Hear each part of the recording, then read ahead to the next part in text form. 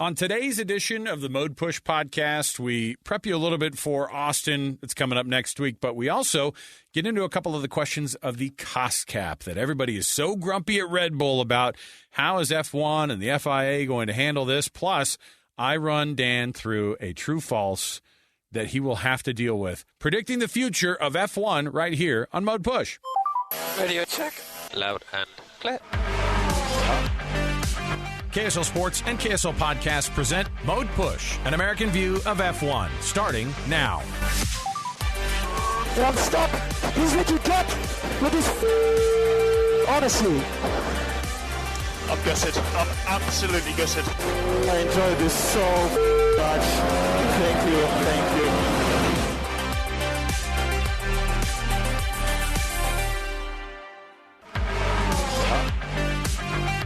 All right, everybody, welcome on in. It's another edition of the Mode Push podcast right here on the KSL Sports and KSL Podcast Networks. Thanks for being with us. Alex, Kirry, and Dan Jimenez. We bring this podcast to you hopefully as a service to the community. That's the way we look at it. Dan Jimenez at his home today, and I'm back here at the studios in Salt Lake City. And Dan, first of all, has Max Verstappen been stripped of the world title yet? Or I'm just trying to figure out when we're going to see that happen. Not yet, but I mean, every day is a, opportunity for new information. So who knows what tomorrow brings. I think it's funny because you have the mix of the people who are like, oh yeah, the video keeps getting pulled up of when the FIA and F1 were like, this is going to be, if you go over the cost cap, you will lose a world championship, and everyone's all about that. And I think it's the right. I don't know. I think it's the right move. You can't. I don't think for a couple $1 million. I think we had this in the F1 chat in our Twitter group that we have together. Somebody's like, was it you that said who of us has not overshot, on a lunch budget? And your boss goes, what was this about? And you go, and of course the memes come out of the Wolf of Wall Street where. The guy comes in and everybody's mad about how much is being spent on clients. And so there we are. I don't think anything's going to come of it. I don't think anything should come of it. I mean, these hard caps are, one, pretty difficult to understand. I don't know. I mean, tell me what the findings were, because I think initially we thought it was just going to be Red Bull, but I think Aston Martin was over by a little bit. And what makes the difference between being over a little bit versus being over in areas that are really kind of the red tape areas you shouldn't be into? Yeah, so the results were that, and it was kind of what everybody had speculated coming from Singapore, and that Aston Martin was over. They had a procedural infraction, like they filled out their paperwork wrong, which is the same thing that happened to Williams earlier this year. But Red Bull was a more of like a minor infraction is what they call it, versus a material infraction. And so a minor infraction is 5% or less above the cost cap. 5% doesn't sound like a lot, but 5% off of 145 million is like, $7.5 million. And you can do a lot with $7.5 million. Now, we don't really know if Red Bull was over by $1 or all the way up to that 7.5 million. There's people floating the rumors of it's like around 2 million, but nobody really knows. Mm-hmm. And I mean, even if it's $2 million, that's like a set of upgrades, that's an additional set of upgrades that Red Bull could have brought that Mercedes didn't. So of course you have Lewis Hamilton coming out and being like, oh well, if we had had money for one more upgrade, that would have made the difference in the championship. No, for sure. And he's dead serious about it too. He's dead serious. He's like, absolutely. We would have basically been ahead of everybody. And that's what you have to do though. This is how teams put their elbows out. The offseason, that's what's interesting about F1 is teams putting their elbows out in the offseason about what other teams are doing is at a rate that you don't see in other sports, I don't think. Yeah. What's interesting is that other teams actually have the ability to not protest the final results, but they can flag to the FIA that they think somebody else is well over the budget, by April. But Mercedes Ferrari didn't say anything about Red Bull this year up until Singapore. So they kind of missed their chance. Well, how would you know though? Kind of have an influence on. How would you know if another team is going over? Is it just you speculating? At that point, you're just the guy yelling out in the stands at the youth football game that there was holding on that play, and no one else saw it but you. Yeah, that was Christian Horner's response. Is how do they know? I don't know about them. And what's interesting is it sounds like the FIA is just maybe counting the numbers differently, or they're classifying certain expenses as part of the cost cap that Red Bull wasn't. And it's so funny that like they came out and said it was catering, because so many great memes have come out of the whole catering thing. Like I think my meme of the week was that American Chopper meme where the father and son are throwing chairs at each other. Yeah. And it's like Adrian Newey expensing wings, and they're saying you can't expense wings, and they're like, it's the same kind of wing, like chicken wings, right? And Adrian Newey throws a front wing at the accountant. It's just it's too good. There's so much stuff out there. Well, and this is a weird. Here's the thing. So in the American sport kind of side of things, the NFL has a hard salary cap. And that's the most popular sport here, by far, bar none, in terms of like watching the amount of money and revenue that is tied up in TV, things like that.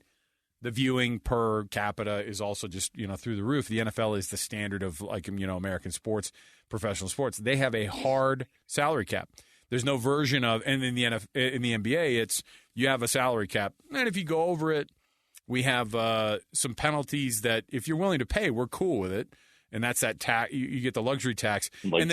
Right. And you get the luxury tax. And then the next year it's the repeater luxury tax, which actually just kind of compounds on top of it. And there are teams like, the Golden State Warriors in the NBA that are willing to pay this last season, I think, with taxes and everything and payroll, it was like $400 million, right? And that's an insane amount of money. $400 million. I mean, now consider what the cost cap is for these guys in F1. That is, and of course, the majority of the numbers that these teams are dealing with that's just salary for players, which is the number one expense, obviously. But in this is different because these are materials. They can pay their. I'm assuming that salaries are not part of what that cap is because the driver's salaries are all over the place anyway. Yeah. Driver salaries are not included, but like development, any engineers that are working on development, that is included. And I've learned it's really more about that. Right. And I've learned how expensive budget. We've learned how expensive the wind tunnels are now. Like when people talk about wind tunnels, I'm like, whatever. Just like I think my sixth grader could build one. They're like, nah, there's like one in Europe and one, and just the idea of how and then there's the penalties that have also been brought up. What are they looking at then? Because I don't think World Championship. I think some points might come off of constructors, but I think it's not going to be that significant. The thing is this is new too. This is a new territory. So immediately going to this cost cap where teams were paying a cajillion dollars, and then going to this is how much you're paying to go over by a fractional amount. I'm on the side of I want to err on the side of it being good racing and not being so rigid that in this first year. But I do think they should go to a harder cap, and I think that at some point when it's not a year that they're changing everybody's cars and everybody's regulations, that you'll have a little bit better of an idea, and it will be more strict. The problem is you're going to have teams who do go over in these more strict years, and they're going to be like, well, Red Bull didn't get anything. So there are problems all around with this thing, and as usual, I think F1 and the FIA have kind of screwed things up just a little bit. Yeah. What's written into the rules in terms of what the FIA can do to somebody who has like a minor overreach of the budget, it's a whole slew of kind of anything under the sun. It can be fines. It can be deduction of constructor points or driver points. It could be loss of wins. They could be reduced wind tunnel time.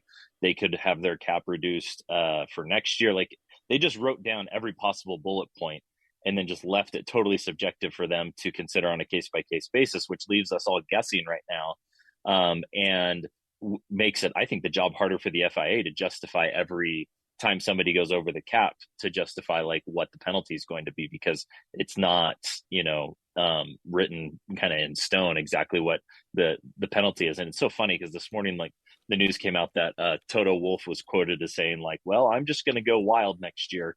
If Red Bull's only going to get a slap on the hand, sure, then like here we go. Here comes the $400 million budget, and we're willing to pay it because they're Mercedes. But I think that what I would like to see, let me say what I think is likely to happen, and then what I'd like to see. What I think is likely to happen is they get some ratio of like 5 times whatever they went over. It's if you're over by $2 million, you got to pay a $10 million fine. I think possible, but less likely is that they get constructor championship points removed. And I think very unlikely is that they do anything to Max's championship from last year. I think that's pretty much off the table. But what I would like to see is, maybe something more like the salary cap that we see in, in American sports, where it's just a defined tax that the teams have to pay. I think the problem with that is that these teams can always just go out find more and more money, and we're just going to get back to where we were with Mercedes and Red Bull spending the most. One idea I saw floated. No, I was just going to say, I guess the comparison would be also that, and then you have baseball, which is what F1 was before this year, which is however much money you have, that's how much you can throw at it, as much as you want. If you're a small team, figure it out, but you're going to be competing on the same field. That's the gripe that people have had in baseball, obviously, because the Yankees and the Dodgers can have $200 million payrolls, and famously you have the Oakland Athletics, who are, usually the salary of one or two players from the Yankees is the entire team salary for, and that's not even exaggerating, right? It's like maybe 1.5 of some of these best players on some of these other teams, which when you look at it, you go, how on earth do they even have a competitive league? And that's why, these teams that are smaller that are able to compete are supremely impressive, but it's also just, it stinks because we just want competition. That's what sporting is all about, right? And especially the highest level of motorsport, you can't, just because you have a lot of money, I know it's a sport with a lot of money, but it's just so much better to have a cap, and I think you do have some leeway here, and that's not me trying to I don't care if Max wins the world championship or not, but certainly Red Bull, has done so much this year to just be head and shoulders above everybody else, and it's way more than just being like, oh, it's because they spent the extra $2.5 million on development. That's not right, and so I'm glad they're not going to totally kill him over this thing, but at some point you do have to say, we don't do this anymore. Yeah. To kind of put it in perspective, if Red Bull goes 7 million over, I saw a stat that 7 million is used to be like Sauber, Alfa Romeo's entire development budget. Like, it's this power law of what people are spending on development, or what it has been over the last decade or two. Of these backmarker teams are really like a tenth of the development budget of the larger teams. But going back to what I was hoping that they go to, or just an idea I saw thrown out there, which I think would be really interesting, is correlate to how much you go over the cost cap to how much added weight you have to run on your car the following year. So maybe it's like a kilogram for every million you go over. And I think that would get the team's attention real quick, because there's nothing worse on a race car than extra weight. Yeah. And, I think you'd see people, I think that weight on a race car is a bigger detriment than actually, paying a tax. So, ooh, I like it. You have the you get the obesity fine. Your car's going to be a fat car, and you're going to be running on, because what's the weight limit now? It's like 798, right? Something like that. Something along those lines. 798 like kilos. 800 kilos. Yeah, that's right. But going back to your point, Red Bull went over by a little bit, but I think that hasn't made. I don't think it made the difference last year, and I don't think that's made the difference or given them a head start for this year. I think the difference this year comes down to one person. Well, Max Verstappen is obviously an incredible driver, but so is Lewis Hamilton, and so is Charles Leclerc. But I think the difference maker this year is Adrian Newey, the chief technical officer at Red Bull. And maybe in another episode we could go a deeper dive into Adrian Newey and his background. But he, in the RB18, I think is the number for this car this year, is he just developed an absolute incredible race car that Max was able to run to its full potential. And there's some really unique things that Adrian designed into this car. He's like the Michael Jordan of aerodynamicists, and he was able to design this car in a way that was very different than what Red Bull had been doing previously. But this guy's just the GOAT of F1 car designers, and he's done it again. And he's had championship winning cars in every decade for like the last 3 decades, and he's done it again. In terms of what we've learned about, because now we're getting into the point where Red Bull is going to be the constructor champion unless they throw some wild point deductions for this that we wouldn't see coming necessarily. I don't see that happening, and then you have a world champion in Max Verstappen already, and then you have 4 races left. So what's the part that I would be excited about if I'm an F1 watcher? The rest of the way through. What are the biggest fights that are still happening right now? I know Alpine and McLaren are still, kind of going at one another and trying for that fourth position there. But what are the more important or the kind of the cooler storylines maybe that you're looking forward to the rest of these 4 races of the year? Yeah, there are a whole slew of updates coming to a bunch of different teams for Austin through the end of the year. So Mercedes was talking about it this week. And they're excited to bring their kind of latest aero updates and that they've been able to get weight out of the car. I think they started the year something like 10 kilos above the limit, and they've had a hard time getting the car lightened up. So they're planning on kind of being a lighter car and a better aero package for Austin. And they're looking at these last 4 races as kind of the true test of how they're going to look next year. So if you're watching these last 4 races, which I highly recommend everybody does, it's going to be a window into what could next year's competition look like. So that's what I'm looking forward to. And like you said, Alpine and McLaren are fighting, Mercedes and Ferrari are fighting. Like, you go down the list and it's like everybody pairs up and they're in pretty close competition on constructors points. And all of those positions make a difference for how much money, prize money, the constructor gets at the end of the year. So right. I think that those midfield fights are going to be pretty entertaining too. There are a couple things here. I have a little mini, it's not a quiz. It's a hypothetical, but I'm going to hold you to all these answers. So even though there's no right answer, at some point in the future, I'll bring it up and be like, but you said back in October of 2022, this, what do you stand by there now? So what we'll do is I'll roll out a scenario for you, and you give me an idea on whether or not that thing, just give me a true or false and maybe a little bit of an understanding as to why that will or will not happen. So here's the first one right off the bat. Lewis Hamilton will win his 8th world title and be the all-time world championship leader over Michael Schumacher. At some point, he'll win that 8th title. I'm going to say true. You think they're going to be able to put it together during the time he's still driving? Because how long? What's the length of the Lewis Hamilton life in the seat of the race car? So he has 1 year left on the remaining contract, but he's recently was quoted as saying that he's got 5 years left in him. Okay. So I'm thinking on a 5-year timeline. I believe that Mercedes is going to catch up to Red Bull sometime in the next 5 years, and I think that Lewis will be fast enough to be able to win the championship. So I'm going to go with more likely than not. So I'm going to go true on that. Okay. Mick Schumacher, his future is still undetermined, right? We're still trying to figure out what exactly is going to go on with him.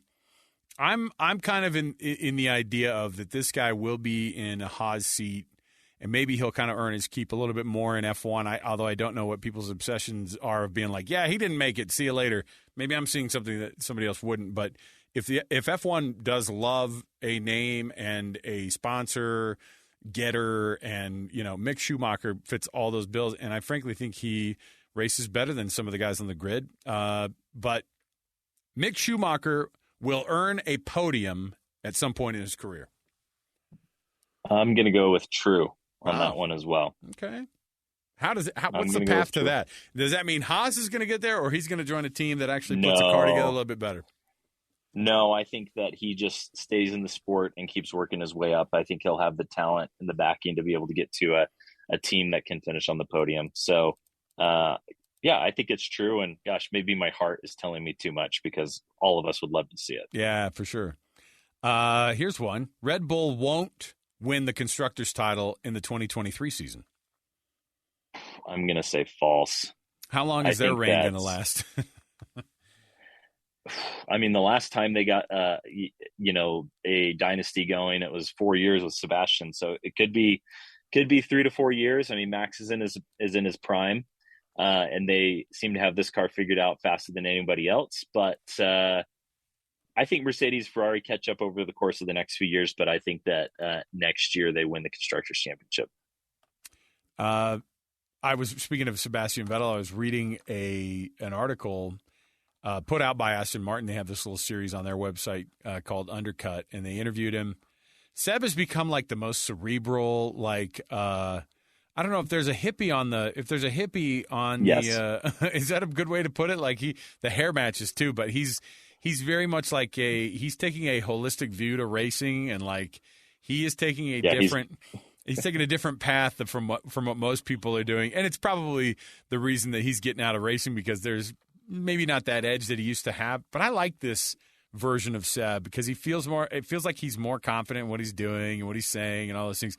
He said in this article, though, Dan, no one will remember me, and at the same time, it was like this also this other thing, like, and that's okay because why would you want to remember somebody who's not performing in that sport at that moment? Life's too short to care about, all these other things going on. And the example he gave was, we have a new king now. It's King Charles, but it's not the first King Charles, and it's not even the second one. Do you remember the other ones?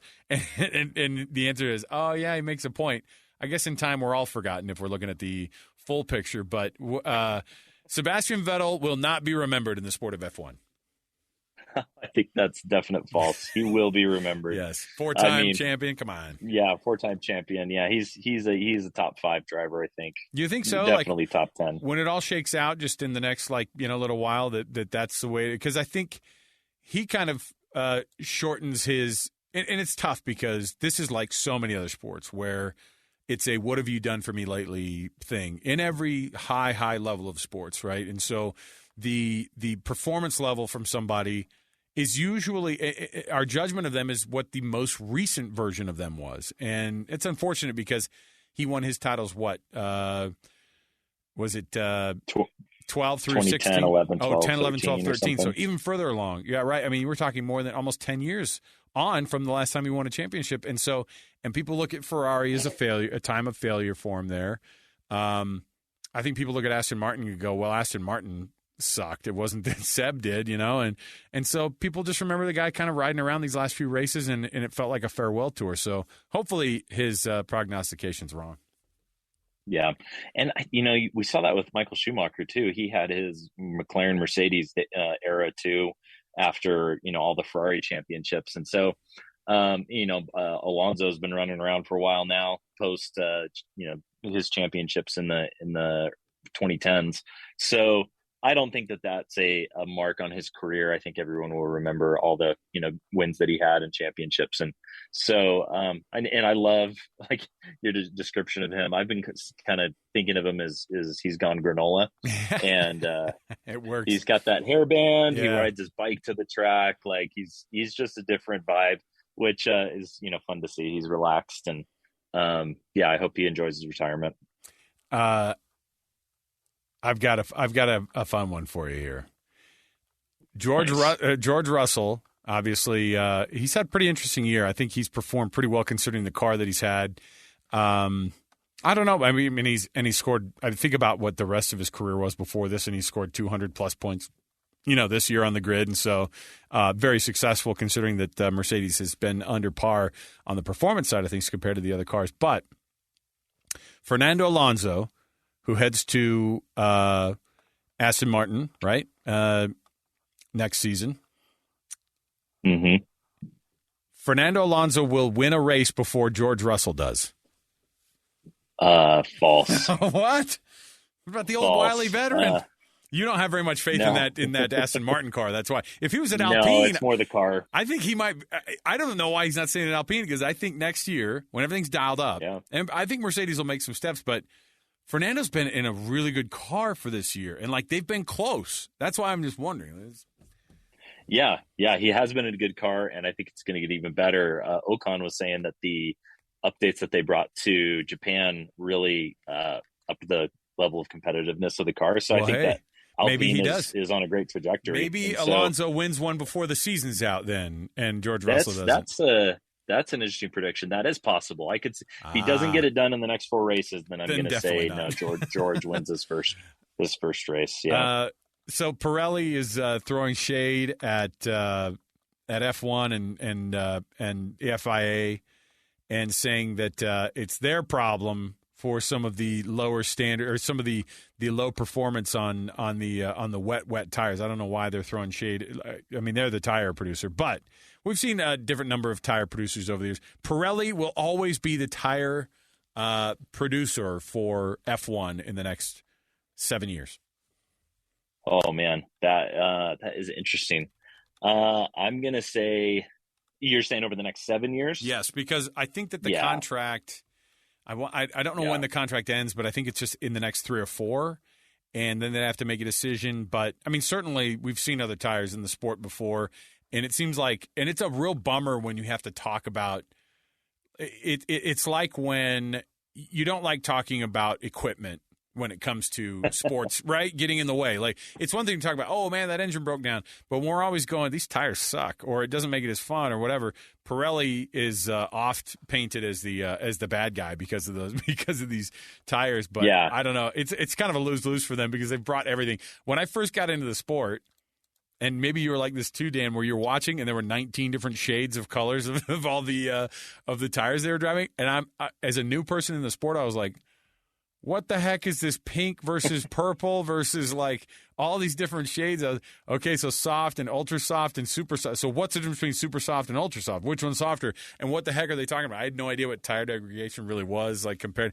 So, and then they've gone back to a little bit of a better system. But even then, every weekend, even though there's red, white, and yellow, it doesn't necessarily mean that those are the same compounds because they switch from week to week. I don't know.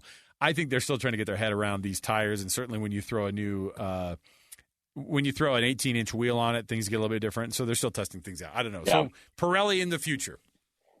Yeah, it's interesting because like the comparison to other sports and like nobody's really interested in if the equipment is getting in the game. Like That's kind of a bummer. But man, for any form of auto racing, the most important part on the car is the tires. That will make the biggest difference on performance. And so like they have to have a single source supplier for all this. And I think they have made it a bit easier to follow in recent years. I mean, I remember watching the USGP from Indianapolis Motor Speedway. I think it was like 2005. And like only 5 cars started the race because all the tires were blowing out in the last corner and nobody wanted to, put their drivers at risk. And like literally 5 cars started the race. And that was, I remember being a huge debacle. But I think Pirelli is, as much as they like to bicker with the FIA, it's kind of like the devil, So my guess is Pirelli stays the single tire supplier for a long time. I think one thing they do need to do is they got to figure out what the deal is with these wet tires because, in Japan, it's pouring down rain and everyone's starting on the intermediates. Nobody's going to the full wets because, the performance difference is in terms of time huge. Is just so dramatic. Yeah. And you have the problem with like the wet tires, they spit out so much water that the visibility is just terrible. Like if everybody had started that race on the wets, the visibility would have been even worse. Yeah. I read some stat. It's like 85 liters a second when they're going like 200 kilometers per hour. That's like a bathtub of water per second that like, it just like spits up into the air as a vapor that these cars are driving through. Right. And so if they're only driving, if you ever only see the teams on the intermediate tires, I think they should make a wet that is more like the current intermediate and then make a new intermediate that's somewhere between the current intermediate and a full slick that like actually, is usable so that we actually have 2 wet tires that get used and not just one. I was just reading that Haas has called a press conference before the race next week on Thursday, kind of just a Haas only. They haven't announced who the participants in the press conference are going to be. Probably going to be surrounding an announcement of retaining or moving on from Mick Schumacher. I was thinking about Haas as a team. It's the only American-owned team, and they've had certainly their amount of troubles. And Gunther Steiner will be the boss at Haas still in the next 3 years. Ooh. I could have said, beloved by. I know he is. I could have said Haas will be a team in 3 years. It might even be a worse outcome. I mean, I don't know. He's so beloved by the fans, and for people that I know, including my own brother who have actually worked for him, they really look up to him. But Gene Haas is as cutthroat of owners as they come. And so I'm gonna go false on that. Ooh. I'm gonna predict that they pull in somebody new. And I don't know, maybe it's an American, who knows? But on the note of the press conference, so my hot prediction, and this is coming from other people too, is that Haas is going to announce American F2 driver Logan Sargent as the new driver for next year.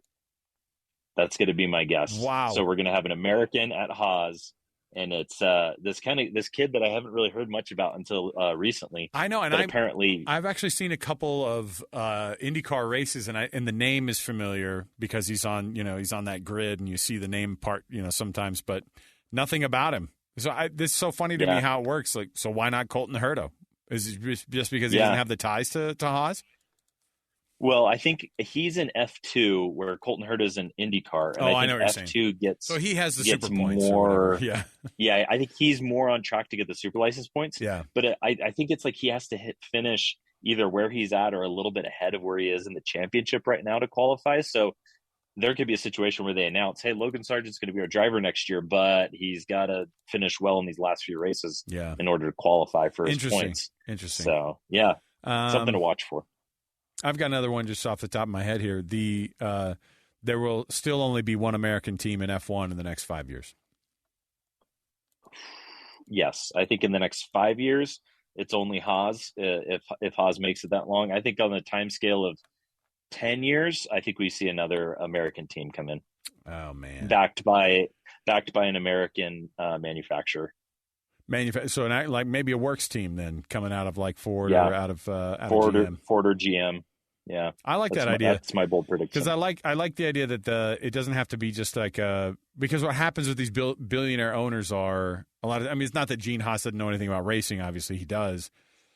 But when you are built with a background of racing already, and you have a cajillion dollars behind it, and engineers who are already in the building, and you have the ability to be able to hire really great engineers, then that's the way to do it. And look, I'm not a big Ford fan. I was never really a big Ford fan growing up, or GM necessarily, but like if there's a Ford racing team, that's going to be successful. Like if they really put backing behind it, if they really jump into it, and that's I feel like the way that they do it anyway.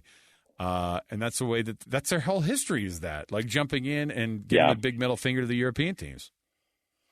Yeah.